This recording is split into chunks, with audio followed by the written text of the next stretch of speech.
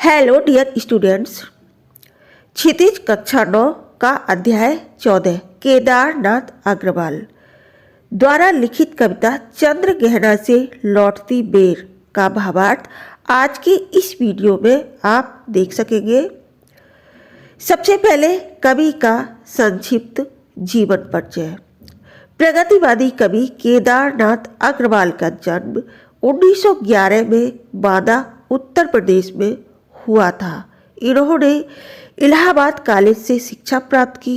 उसके बाद आगरा विश्वविद्यालय से LLB की डिग्री प्राप्त की। इनकी कुछ प्रमुख रचनाएं नींद के बादल, युग की गंगा, लोक तथा आलोक, पंख और पतवार, आग का आईना, हे मेरी तुम, मार प्यार की थापें, कहे केदार खरी खरी, ये इनकी रचनाएं हैं। इन्हें सोवियत लैंड नेहरू पुरस्कार तथा साहित्य अकादमी पुरस्कार से सम्मानित किया गया।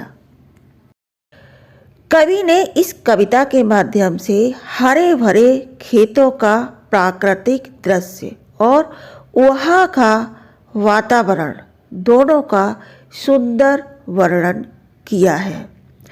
देख आया चंद्र गहना, देखता हूँ दृश्य अब मैं, मेड़ पर इस खेत की बैठा अकेला, एक बीते के बराबर यह हरा ठिकना चना, बांधे मुरैठा शीश पर छोटे गुलाबी फूल का सजकर खड़ा है। बीते का मतलब होता है एक ब्लास्ट, ठीक। मुरैठा मतलब साफा या पगड़ी, ठिकना मतलब छोटे कद का जिसकी ऊंचाई कम होती है। चंद्र गहना से लौटती बेर प्रकृति सौंदर्य की अनुपम कविता है। कवि चंद्र गहना नामक गांव से लौट रहा है। उसके पास प्रकृति को निहारने के लिए काफ़ी समय है और इसलिए वह एक खेत की मेड़ पर बैठ जाता है। देख आया चंद्र गहना, देखता हूँ दृश्य अब मैं। कवि कहता है कि मैं चंद्र गहना नामक गांव देख आया हूँ और अब मैं गांव के प्राकृतिक दृश्यों को जी भरकर निहारने के लिए खेत की मेड़ पर अकेला बैठ गया हूँ। देख सकते हैं आप, मेड़ पर इस खेत की बैठा अकेला, एक बीते के बराबर यह हरा ठिकना चना। कवि कहते हैं मैं देख रहा हूँ इस दृश्य को, मेरे सामने चने के छोटे छोटे ठिकने पौधे खड़े हैं जो एक बालिश्त के बराबर हैं। यह हरा ठिकना चना बांधे मुरैठा शीश पर छोटे गुलाबी फूल का सजकर खड़ा है। चना रूप में हरा और ठिंगना है, इट मीन्स उसका रंग हरा है और आकार कैसा है, ठिंगना है, छोटा आकार है। उसके ऊपरी भाग पर गुलाबी फूल ऐसा सज रहा है मानो चने महोदय ने सिर पर गुलाबी पगड़ी बांध रखी हो। काव्यांश नंबर 2। पास ही मिलकर उगी है बीच में अलसी हटीली, देह की पतली कमर की है लचीली, नील फूले फूल को सिर पर चढ़ाकर कह रही है जो छुए दूं हृदय का दान उसको। अलसी मतलब तीसी, एक पौधा जिस पर नीला फूल आता है तथा उसकी फली लट्टू के आकार की होती है। हठीली मतलब जिद्दी। कवि केदारनाथ जी चने के खेत के पास बैठे हुए हैं, चने के पौधों की सुंदरता को निहार रहे हैं। चने के खेत में ही अलसी उगी हुई है, पास ही मिलकर उगी है बीच में अलसी हटीली, हटीली मतलब जिद्दी। वे कहते हैं चने की क्यारी के पास ही अलसी भी उगी हुई है। उसने चने के पौधों में उगकर मानो हठपूर्वक अपना स्थान बना लिया है, इसलिए कवि ने उसे क्या कहा है, हटीली यानी जिद्दी। देह की पतली कमर की है लचीली, नील फूले फूल को सिर पर चढ़ाकर। वे कहते हैं कि वह शरीर से बहुत ही पतली है, उसकी कमर लचकदार है, उसके ऊपरी भाग पर नीले रंग के फूल खिल रहे हैं।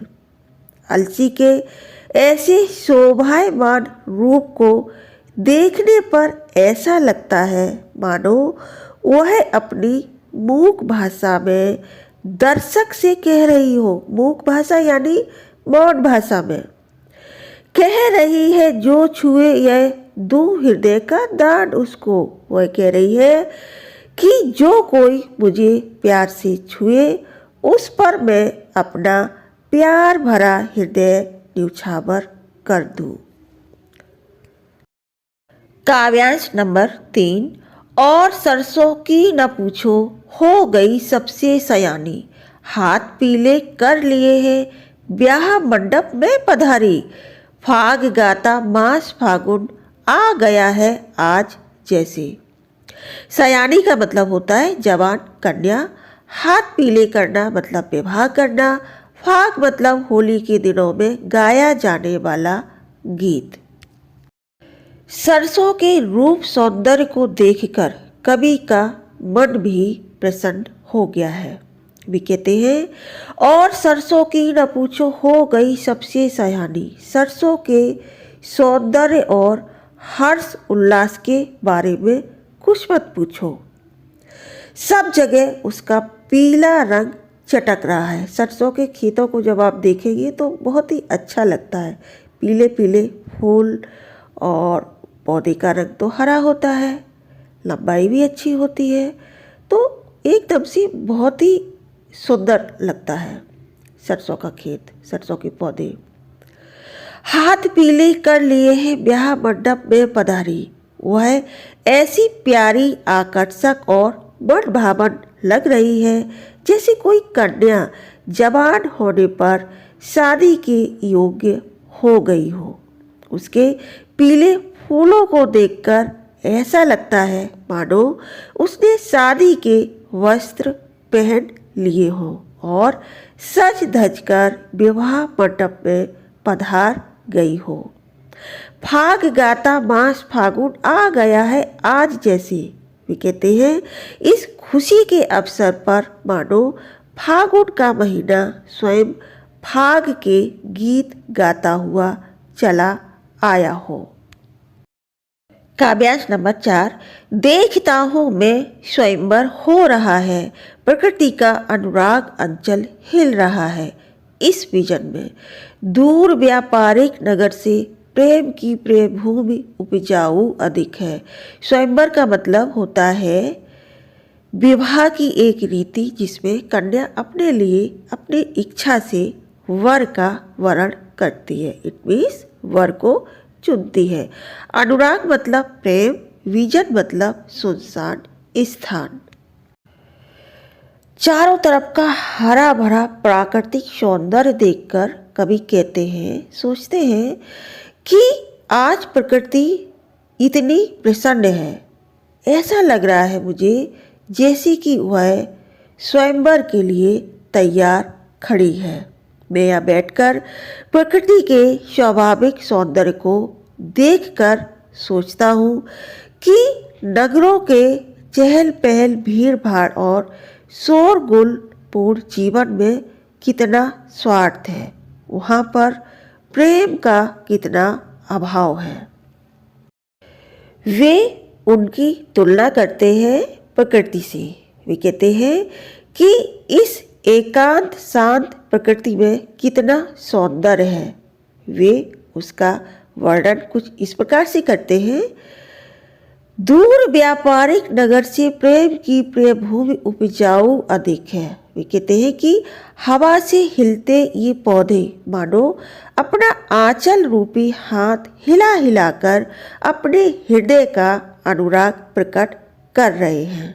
अनुराग मतलब प्रेम, और हमारे मन को बरबस अपनी ओर खींच रहे हैं। बरबस मतलब अनायास।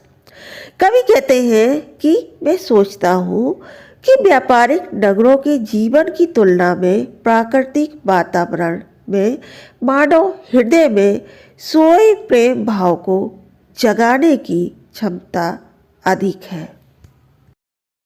काव्यांश नंबर 5। और पैरों के तले है एक पोखर, उठ रही इसमें लहरियां, नील तल में जो उगी है घास भूरी, ले रही वह भी लहरियां। एक चांदी का बड़ा सा गोल खंबा आँख को है चकमकाता है, कई पत्थर किनारे पी रहे चुपचाप पानी, प्यास जाने कब बुझेगी। पोखर मतलब तालाब, चकमकाता मतलब चौंधियाता। इन पंक्तियों में कवि वहाँ का वर्णन करते हैं जहाँ पर वो बैठे हुए हैं। कवि कहते हैं कि और पैरों के तले है एक पोखर, पोखर मतलब तालाब होता है, उठ रही इसमें लहरियाँ। वे कहते हैं मैं जिस स्थान पर बैठा हूँ वहाँ मेरे पैरों की दिशा में नीचे की ओर एक छोटा कच्चा तालाब है, वायु के स्पर्श से उसमें लहरें उठ रही हैं। इसके नीचे तलीय भाग में भूरे रंग की घास उगी हुई है। जल में उठने वाली लहरों से उसमें भी हलचल हो रही है और वह ऐसी हिल रही है मानो वह भी लहरा रही हो। एक चांदी का बड़ा सा गोल खंबा आँख को है चकमकाता। पोखर के पानी पर सूर्य का प्रतिबिंब पड़ रहा है जो आकार में लंबा और रंग में सफ़ेद होने के कारण ऐसा लगता है मानो चांदी का एक बड़ा सा गोल खंबा हो। पानी में वह इतना चमक रहा है कि उसकी ओर देखने से आंखें चौंधिया रही हैं। उसकी ओर दृष्टि टिकती नहीं। उस पोखर के किनारे कई पत्थर पड़े हैं कई पत्थर किनारे पी रहे चुपचाप पानी। हवा के स्पर्श से पोखर के पानी से लहरें उठ रही हैं, जिस कारण किनारे का पानी उन पत्थरों को छू रहा है। उन्हें देखकर ऐसा प्रतीत होता है मानो ये पत्थर प्यासे हो और पोखर का पानी पीने आए हो। पी रहे चुपचाप पानी, प्यास जाने कब बुझेगी। पत्थरों द्वारा पोखर का पानी न जाने कब से पिया जा रहा है। ऐसा लगता है कि निरंतर पानी पीते रहने पर भी इनकी प्यास बुझ नहीं रही। न जाने ये कब तक पानी पीते रहेंगे। काव्यांश नंबर 1, 2, 3, 4 का भावार्थ हमने इस वीडियो में किया है, पूरा पॉसिबल नहीं है। यदि आपको आगे का भी भावार्थ चाहिए तो आप हमें कमेंट्स में ज़रूर बताएं, हम उसके लिए दूसरा वीडियो बनाएंगे। ये वीडियो आपको कैसा लगा वो भी बताएं। Thanks for watching this video. बहुत बहुत शुक्रिया आप सभी का।